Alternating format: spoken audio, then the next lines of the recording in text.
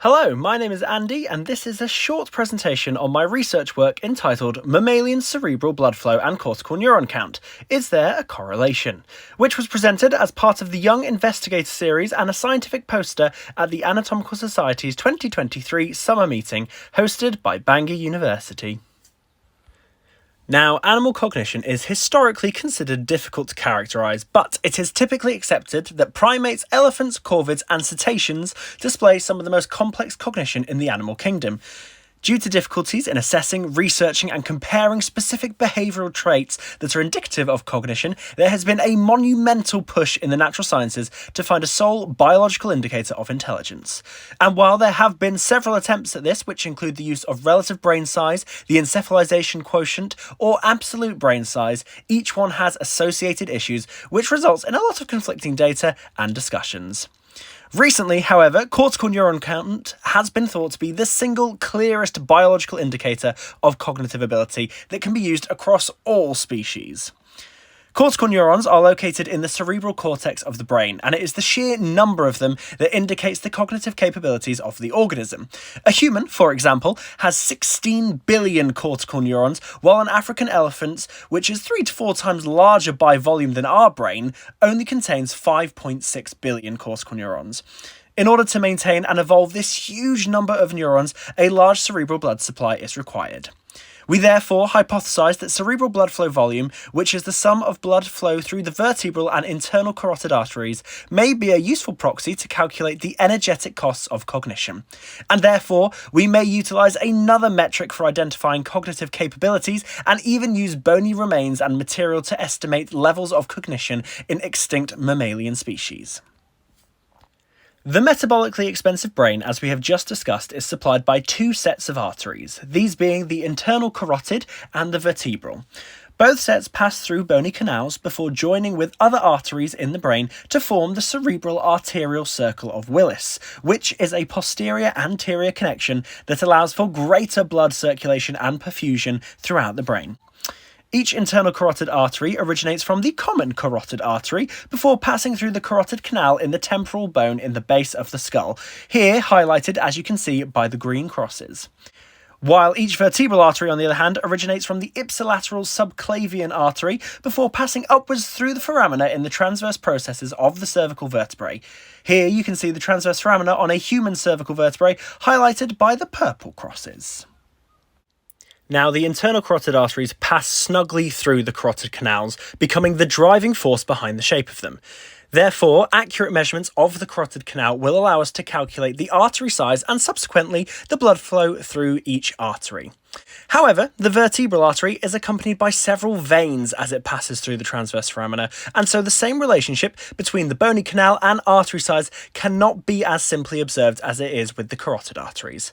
Fortunately, extensive investigation by Seymour et al. In 2019 has shown methods to measure the blood flow in any artery depending on measurements of the bony canals they pass through, including the vertebral artery and transverse foramina. We will come back to how this works in just a minute.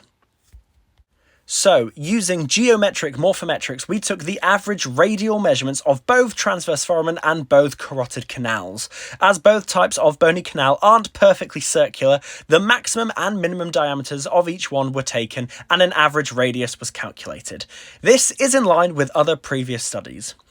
These measurements were undertaken on photographs of bones from 17 mammalian species from 4 different taxonomic orders. We only measured those species which had cervical vertebrae, a skull, and a value for cortical neuron count, which would be used for analysis later on. Other species that don't fall under mammalia, such as avian species, were considered for analysis, but early pilot studies as well as some of the literature provided conflicting results or limited to no evidence for any variation of cerebral blood flow and cognitive capabilities. To calculate blood flow volume itself, we employed the empirical equation devised by Seymour et al. In 2019, which uses modifications and derivations of the shear stress equation to calculate the volume of blood flowing through arteries. To do this, we first have to calculate the arterial lumen radius, noted here as Ri. The equation to calculate lumen radius requires the arterial wall thickness ratio, here noted as a W, and the foramen radius, which is our average radius that we had measured earlier on. The arterial wall thickness ratio here is one of the keys to our different lumen values. As discussed, the internal carotid arteries fit snugly through the canals they pass through, while the vertebral do not. The vertebral artery has an arterial wall thickness ratio of 0.96 because in this case, the wall not only includes the arterial wall, but also the large surrounding venous plexus that passes through the transverse foramen along with the artery. However, the internal carotid artery only has a value of 0.30 because of it occupying the whole space in the carotid canal and being that driving force behind the shape that we discussed earlier. Once we have the lumen radius value, we can continue to use Seymour et al.'s method and equations to calculate blood flow volumes for each artery. The sum of each of the 4 arteries is calculated to give us the total cerebral blood flow and input. The total blood flow volume for each species is then adjusted as a proportion of their brain volume to account for the differing total sizes. A mouse and an elephant, for example, are obviously very different in size and therefore different in their cerebral blood perfusion. So they have to have their values adjusted for some consistent measure of size, such as brain volume that we have used here. This final value then underwent a log transformation to meet the assumptions of normality and homogeneity. It was then compared using a linear regression analysis with literature-sourced values for cortical neuron counts.